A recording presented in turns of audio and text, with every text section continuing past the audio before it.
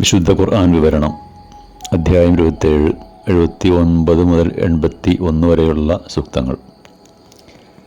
താങ്കൾ ദൈവത്തിൽ ഭരമേൽപ്പിക്കുക, സർവസ്വം അവനിൽ സമർപ്പിക്കുക. തീർച്ചയായും താങ്കൾ വ്യക്തമായ സത്യമാർഗത്തിൽ തന്നെയാണ് നിലകൊള്ളുന്നത്. മരിച്ചവരെ കേൾപ്പിക്കുവാൻ താങ്കൾക്കാവില്ല, ബധിരന്മാരെയും വിളികേൾപ്പിക്കാൻ കഴിയില്ല. അവർ പിന്തിരിഞ്ഞു പോയാൽ വിശേഷിച്ചും. അന്ധന്മാരെ ദുർമാർഗത്തിൽ നിന്നും സന്മാർഗത്തിലേക്ക് ആനയിക്കാനും കഴിയില്ല. നമ്മുടെ ദൃഷ്ടാന്തങ്ങളിൽ വിശ്വസിക്കുന്നവർക്ക് മാത്രമേ നിനക്ക് കേൾപ്പിക്കാൻ കഴിയുള്ളൂ. അവരാണ് ദൈവത്തെ യഥാർത്ഥത്തിൽ അനുസരിക്കുന്നവർ.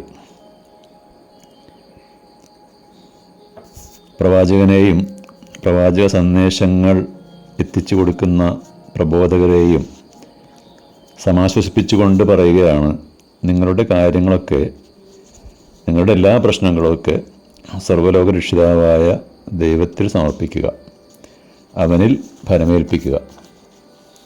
തീർച്ചയായും ഒരു നാൾ ഈ സത്യം വെന്നിക്കൊടി പാറിക്കുക തന്നെ ചെയ്യും. അതിൻ്റെ വിരോധികളും ശത്രുക്കളും പരാജയപ്പെടുക തന്നെ ചെയ്യും.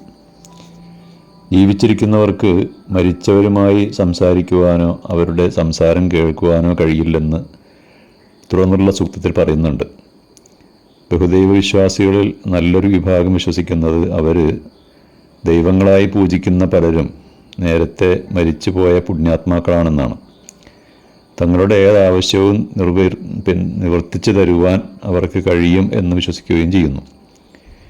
മുസ്ലിങ്ങളിൽ പോലും ചില പുരോഹിതന്മാർ ഇത്തരം വിശ്വാസങ്ങൾ പ്രചരിപ്പിച്ചുകൊണ്ടിരിക്കുന്നുമുണ്ട്. പക്ഷെ ഇതിനൊന്നും യാതൊരു അടിസ്ഥാനവുമില്ല.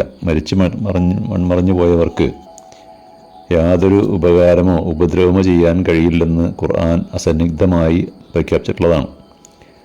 ഇവിടെ ഉദ്ധരിച്ച അവസാന സൂക്തത്തിൽ പറഞ്ഞത്, ജനങ്ങളെ ബലം പ്രയോഗിച്ച് നേർവഴിക്ക് കൊണ്ടുവരേണ്ട ഉത്തരവാദിത്വമൊന്നും പ്രവാചകനോ അല്ലെങ്കിൽ പ്രബോധകനോ ഒന്നുമില്ല.